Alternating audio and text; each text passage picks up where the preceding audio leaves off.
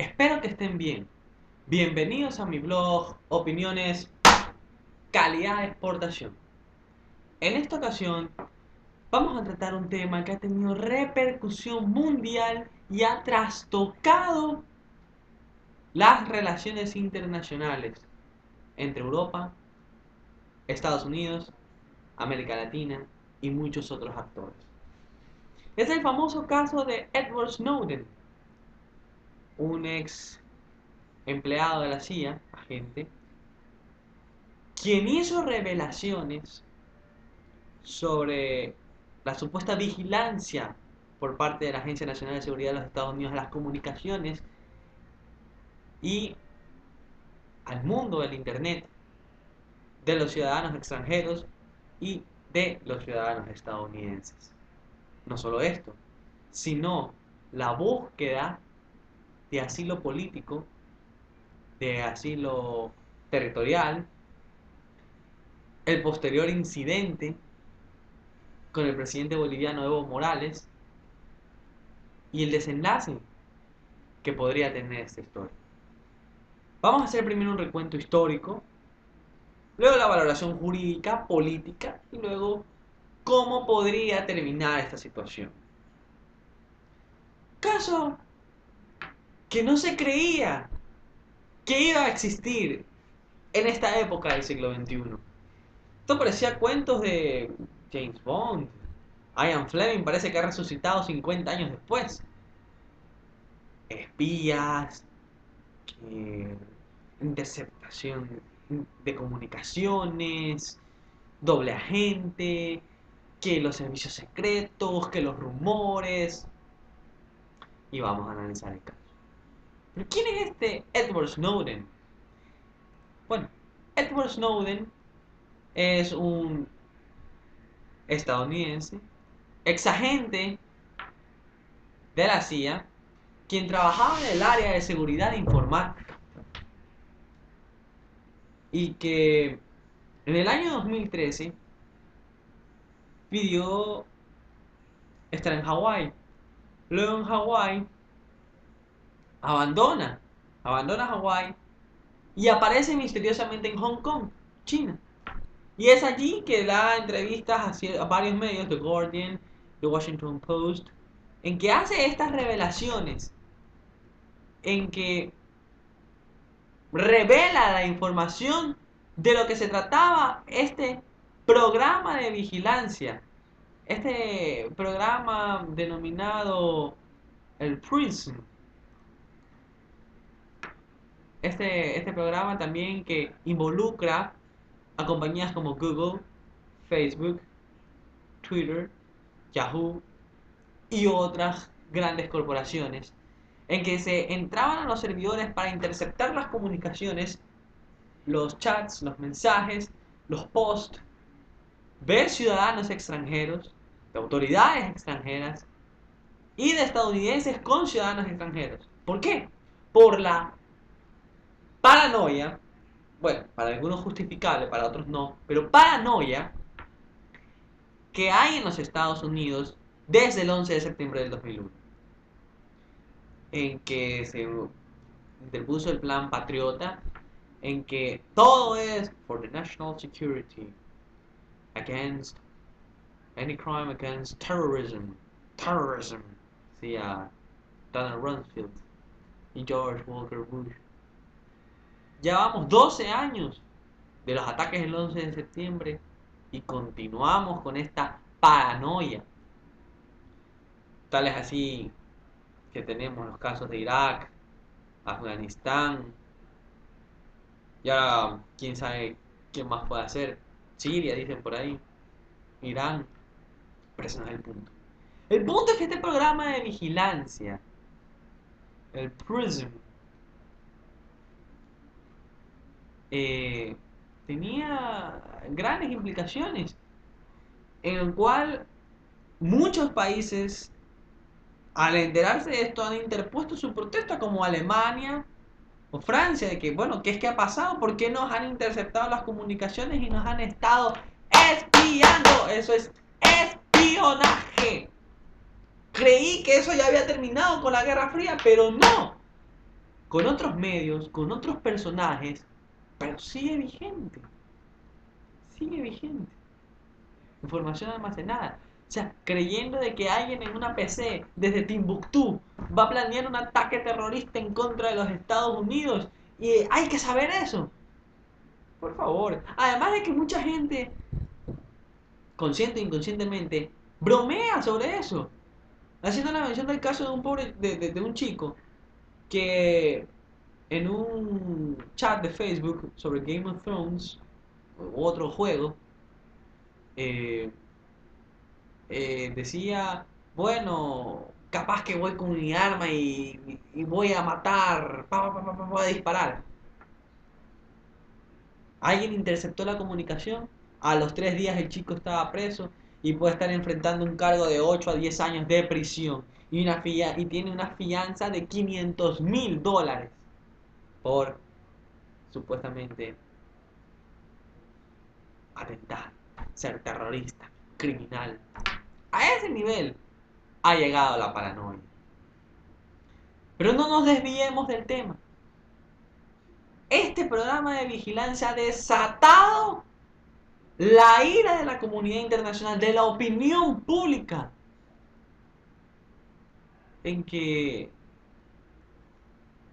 bueno, sea para la causa que sea, es una implicación peligrosa que un solo ente, la NSA o la CIA, tenga acceso a tanta información, a tantos datos. O sea, yo puedo estar declarándomele a una amiga secreta en Düsseldorf o en Montevideo y esas comunicaciones las intercepta un agente informático de la NSA que las tiene que estar leyendo. ¿Qué le interesa a él ese asunto?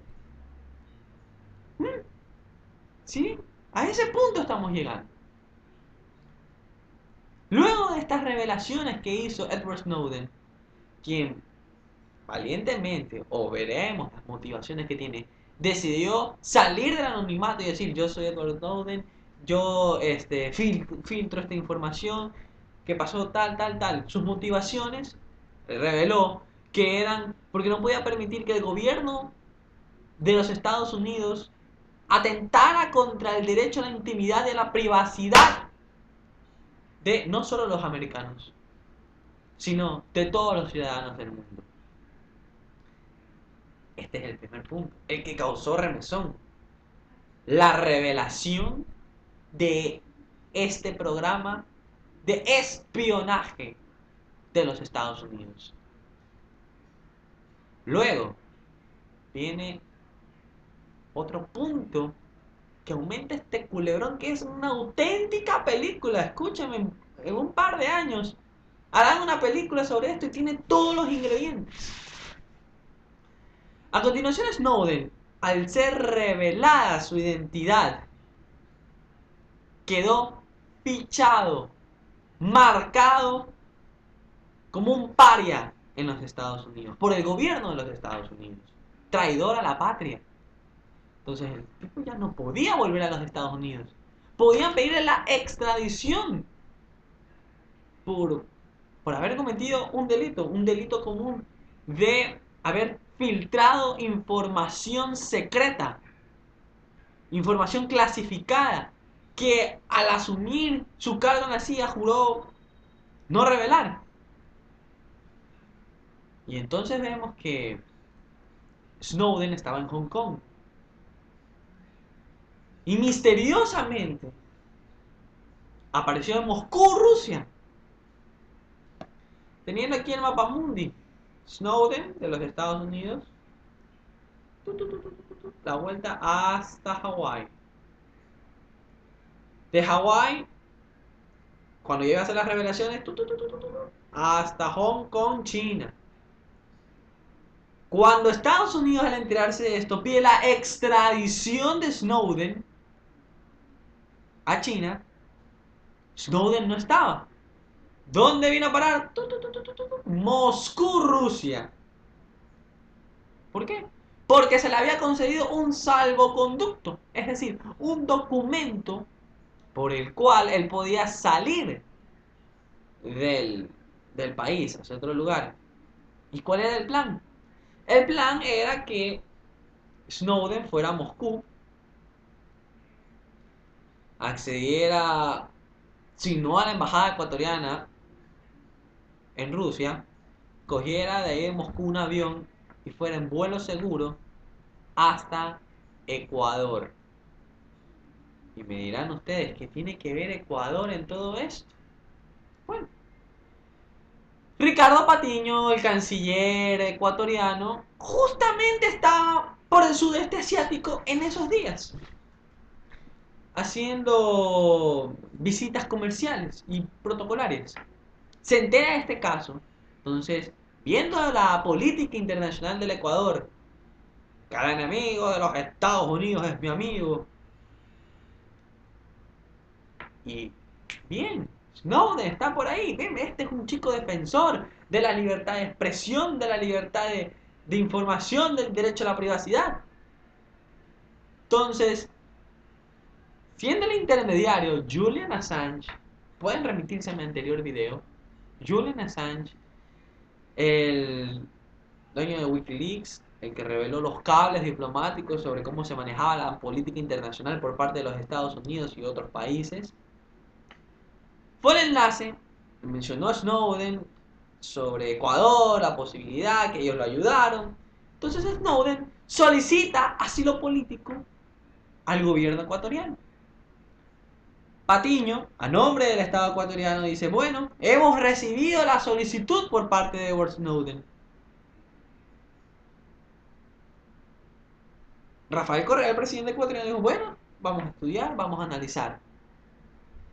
Pero en ese interín, el cónsul ecuatoriano en Londres, Fidel Narváez, firma y emite el salvoconducto que necesitaba Snowden para salir de Hong Kong antes que lo extraditara China a los Estados Unidos. Aparentemente, dicen, sin conocimiento del canciller Patiño o de Rafael Correa. Y es por eso que Snowden termina en Moscú, a la espera de tomar su vuelo seguro para ir a Ecuador o al menos llegar a la embajada ecuatoriana en Moscú. Pero aquí Estados Unidos también actúa por su parte y le revoca el pasaporte a Snowden. Entonces no puede movilizarse Snowden. Necesita un carnet de refugiado. Que ya Ecuador, viendo la problemática en la que se había metido, decide alejarse del asunto, decir, bueno, te apoyamos espiritualmente y todo, pero no te puedo dar el salvoconducto, de nuevo, no te puedo dar el carnet de refugiado. Y Snowden queda en el aire. Está en algún sitio del aeropuerto internacional de Moscú. Ya lo vamos a explicar más adelante. Ahora, otros países latinoamericanos, Venezuela, Bolivia, Nicaragua, también enemigos de los Estados Unidos, han dicho, bueno, no lo apoyamos a Snowden, este es un buen muchacho, eh, si me piden el asilo yo se lo concedo. Y Snowden, bueno, empieza a barajar opciones. Luego de que Ecuador se la quiso sacar, Snowden pide asilo en 25 países. La mayoría se lo negó de plano, como India, España, Italia, Noruega, Irlanda. Islandia está en un veremos por un problema técnico en que para el asilo uno tiene que estar en territorio islandés para pedirlo. Venezuela aparentemente se lo quiere dar, aparentemente. Y Bolivia. Y aquí vamos al otro asunto. El presidente Evo Morales, que de casualidad estaba en Moscú con el presidente venezolano Nicolás Maduro, con Vladimir Putin firmando convenios. Luego fueron a Minsk, Bielorrusia, a estar con Lukashenko, el otro amigo de la gallada izquierdista. Entonces Evo se va. Evo en Moscú había dado declaraciones afirmando que, bueno, también podría estarle dando asilo a Snowden. Si él se lo pide, él se lo daría. Y hasta ahora no se sabe de dónde surgió un rumor. ¿Cuál era el rumor? Que del avión boliviano que salía de Moscú hacia La Paz, Bolivia, estaba oculto Edward Snowden.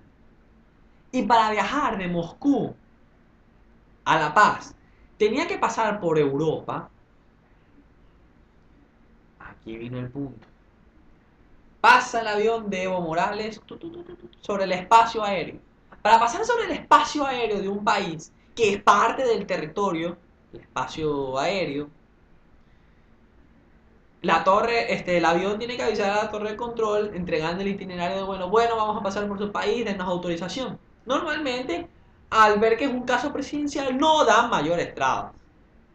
Excepto si es que hubiere sospecha grave, fundamentada, para negarse. Francia, Italia, Portugal y España negaron el paso a través de su territorio aéreo del avión de Evo Morales. Entonces tenía que dar vueltas y vueltas y vueltas. Y se le terminaba el combustible. Y entonces tuvo que terminar en el aeropuerto de Viena, Austria. Que bueno, no le hicieron problemas, lo dejaron ahí. Tuvo que esperar a que se abasteciera el combustible necesario al menos para llegar a las Islas Canarias. Y eso fueron cerca de 8 o 9 horas que estuvo Evo Morales sin poder movilizarse. Aterrizaje de emergencia y se quedó en Viena. Luego de superar este impasse, Evo Morales sale en su avión, va a las Islas Canarias por otra ruta, de aquí de Viena a Canarias, Canarias a La Paz. Indignado llega a La Paz, que se ha violado la inmunidad del avión, se ha dejado a la majestad de la presidencia, dice él.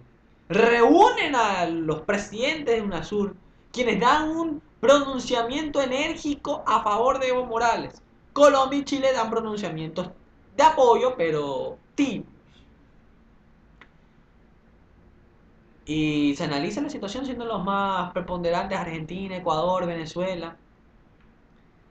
Y ahora dando un nuevo giro a la historia, el presidente venezolano Nicolás Maduro dice que recibió la solicitud de asilo, dice que le concede el asilo, pero ahora pues, ¿cómo traen a Snowden? Porque ni siquiera decir que pueda llegar a la embajada venezolana en Moscú, sino que ya tendría que venir directo de Moscú a Caracas. Ese es el recuento histórico de este culebrón internacional. Caso de Edward Snowden y las repercusiones en el mundo internacional.